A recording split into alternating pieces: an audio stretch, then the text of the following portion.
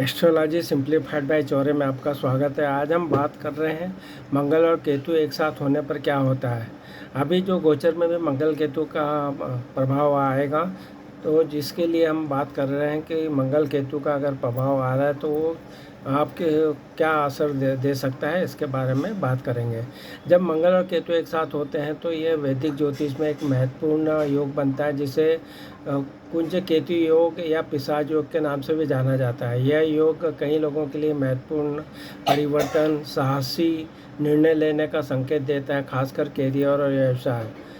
जो संभावित प्रभाव हो सकते हैं वो आप भी अपने महसूस कर सकते हैं। तो उसमें यह होता है कि यह योग साहसी निर्णय लेने और अपने लक्ष्यों को प्राप्त करने की क्षमता को बढ़ाता है।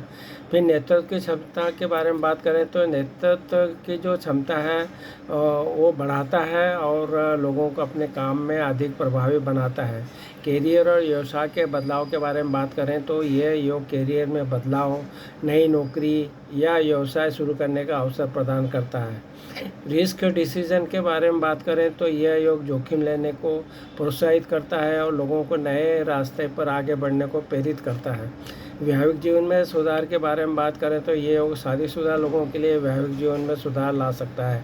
आर्थिक लाभ की बात करें तो यह योग धन और निवेश के मामले में लाभ ला सकता है। सावधान रहने की जो आवश्यकता है उसके बात करें तो कुछ लोगों को इस योग के कारण अपने कार्यस्थल पर सावधान रहने की आवश्यकता हो सकती है।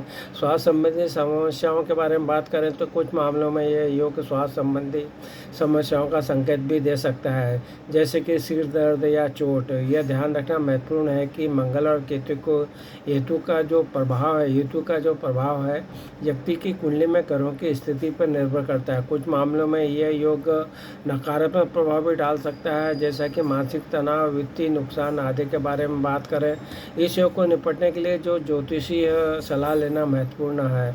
कुछ विशिष्ट बातें हैं उसके बारे में बात करें तो वैदिक ज्योतिष में मंगल और केतु के बारे में कहा गया है कि मंगल है ऊर्जा है, आक्रात्मकता है, क्रियाशीलता है, शारीरिक शक्ति का प्रतिनिधित्व करता है, जबकि केतु है वैराग्य, आध्यात्मिक परिवर्तन और अप्रत्याशित घटनाओं को प्रतीक है। तो कुंज केतु योग, यह योग वैदिक ज्योतिष में एक महत्वपूर्ण योग माना जाता है और इसे कुछ लोगों के लिए अत्यधिक चुनौतीपूर्ण माना जाता है। कुछ उपायों के बारे में बात करें, ध्यान और योग के बारे में बात करें तो ध्यान और योग मानसिक तनाव को कम करता है, आध्यात्मिक विकास को बढ़ावा देने में मदद कर सकते हैं। सात्विक भोजन के बारे में बात करें तो सात्विक भोजन सेवन करने से शरीर और मन को स्वस्थ रखा जा सकता है। आध्यात्मिक साधना की बात करें तो आध्यात्मिक साधना करने से मानसिक शांति और आध्यात्मिक विकास को बढ़ावा मिल सकता है। ज्योतिषी सलाह के बारे में बात करें तो ज्योतिष सलाह लेने से इस योग के प्रभाव को कम किया जा सकता है। धन्यवाद।